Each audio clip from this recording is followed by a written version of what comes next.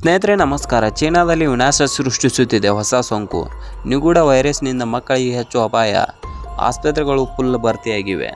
ಆನ್ಲೈನ್ನಲ್ಲಿ ಹಂಚಿಕೊಳ್ಳಲಾದ ವಿಡಿಯೋದಲ್ಲಿ ಆಸ್ಪತ್ರೆಗಳಲ್ಲಿ ಜನಸಂದಣಿ ಕಂಡುಬರುತ್ತಿರುವುದು HMPV ಇನ್ಫ್ಲೂಯೆನ್ಸ್ ಎ ಮತ್ತು ಮೈಕ್ರೋಪ್ಲಾಸ್ಮಾ ಮತ್ತು ನಿಮೋನಿಯಾ ಮತ್ತು COVID-19 ಸೇರಿದಂತೆ ಅನೇಕ ವೈರಸ್ಗಳು ಚೀನಾದಲ್ಲಿ ಏಕಕಾಲಕ್ಕೆ ಹರಡುತ್ತಿವೆ ಎಂದು ಕೆಲವು ಚೀನಾದ ಬಳಕೆದಾರರು ಹೇಳುತ್ತಿದ್ದಾರೆ. ಸ್ನೇಹಿತರೆ, ಚೀನಾದಲ್ಲಿ ಹುಟ್ಟಿಕೊಂಡ ಕೋವಿಡ್ ಅಲೆಗಳಿಂದ ಉಂಟಾದ ವಿನಾಶ ಜಗತ್ತನ್ನು ನೋಡಿದರೆ ಕೊರೋನಾ ಚೀನಾದಲ್ಲಿ ಮಾತ್ರವಲ್ಲದೆ ಪ್ರಪಂಚದಾದ್ಯಂತ ಹತ್ಯೆಕಾಂಡವನ್ನು ಸೃಷ್ಟಿಸಿತು. ಚೀನಾದ ಮಹಾನ್ ನಗರದಲ್ಲಿ ಕೊರೋನಾ ರಹಸ್ಯ ಇಂದಿಗೂ ನಿಗೂಢವಾಗಿಯೇ ಉಳಿದಿದೆ. ಕೋವಿಡ್ ಮಹಾಮಾರಿಗೆ 5 ವರ್ಷಗಳಾಗಿವೆ.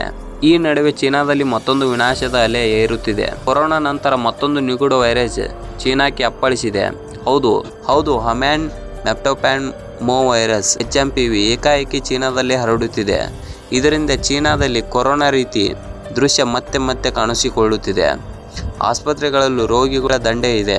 ಸ್ಮಶಾನ ಸ್ಥಳಗಳು ಕೂಡ ಭರ್ತಿಯಾಗುತ್ತಿವೆ ಎನ್ನಲಾಗುತ್ತಿದೆ. ಚೀನಾದ ಈ ಸತ್ಯ ಈಗ ಸಾಮಾಜಿಕ ಜಾಲತಾಣದಲ್ಲಿ ವ್ಯಾಪಕ ಹರಡುತ್ತಿದೆ. ಈ ಹೊಸ ವೈರಸ್ ವೇಗವಾಗಿ ಹರಡುತ್ತಿದೆ ಎಂದು ಅನೇಕ ವರದಿಗಳು ಮತ್ತು ಸಾಮಾಜಿಕ ಮಾಧ್ಯಮಗಳು ಪೋಸ್ಟ್ಗಳು ಹೇಳುತ್ತಿವೆ. ಚೀನಾದ ಮೇಲೆ ಕಣ್ಣಿಟ್ಟಿರುವ ಕೆಲವರು ಈಗ ಆಸ್ಪತ್ರೆಗಳು ಮತ್ತು ಸ್ಮಶಾನಗಳು ತುಂಬಿದೆ ಎಂದು ಹೇಳಿಕೊಳ್ಳುತ್ತಿದ್ದಾರೆ. ಏಕಕಾಲದಲ್ಲಿ ಹರಡುತ್ತಿರುವ ಅನೇಕ ವೈರಸ್ಗಳು ಆನ್ಲೈನ್ನಲ್ಲಿ ಹಂಚಿಕೊಳ್ಳಲಾದ ವಿಡಿಯೋದಲ್ಲಿ ಆಸ್ಪತ್ರೆಗಳಲ್ಲಿ ಜನಸಂದಣಿ ಕಂಡುಬಂದಿದೆ.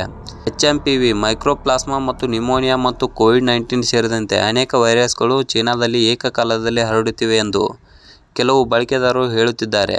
ಚೀನಾ ಸಂಪೂರ್ಣ ಎಚ್ಚರಿಕೆ ಕ್ರಮದಲ್ಲಿ ಆದಾಗ್ಯೂ ಈ ವೈರಸ್ ಬಗ್ಗೆ ಇನ್ನೂ ಸರಿಯಾಗಿ ತಿಳಿಯುತ್ತಿಲ್ಲ ಎನ್ನಲಾಗುತ್ತಿದೆ. NDTV ವರದಿಯ ಪ್ರಕಾರ ಚೀನಾ ಪ್ರಸ್ತುತ ಹ್ಯೂಮನ್ ಮೆಪ್ಟೋಪ್ನೋ ವೈರಸ್ನಿಂದ ಸಂಪೂರ್ಣವಾಗಿ ತತ್ತರಿಸಿದೆ. HMPಯಲ್ಲಿ ಜ್ವರ ತರಹದ ಲಕ್ಷಣಗಳು ಕಂಡುಬರುತ್ತವೆ. ಇದರ ರೋಗ ಲಕ್ಷಣಗಳು ಕೂಡ ಸಹ COVID-19 ಹೋಲುತ್ತವೆ. ಸದ್ಯ ಚೀನಾದಲ್ಲಿ ಏನಾಗುತ್ತಿದೆ ಎಂದು ಅವರ ಆರೋಗ್ಯ ಇಲಾಖೆ ಅರ್ಥವಾಗುತ್ತಿಲ್ಲ.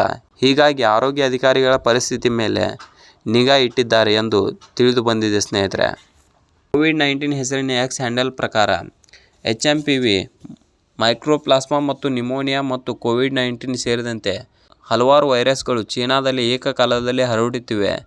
ಇದರಿಂದಾಗಿ ಆಸ್ಪತ್ರೆಗಳು ಮತ್ತು ಸ್ಮಶಾನಗಳು ಸಂಪೂರ್ಣ ಭರ್ತಿಯಾಗುತ್ತಿವೆ. ನಿಮೋನಿಯಾ ಮತ್ತು ಬಿಳಿ ಶ್ವಾಸಕೋಶದ ಹೆಚ್ಚುತ್ತಿರುವ ಪ್ರಕರಣಗಳಿಂದ ಮಕ್ಕಳು ಆಸ್ಪತ್ರೆಗಳಲ್ಲಿ ರೋಗಿಗಳಾಗಿ ತುಂಬುತ್ತಿದ್ದಾರೆ ಎಂದಿದ್ದಾರೆ.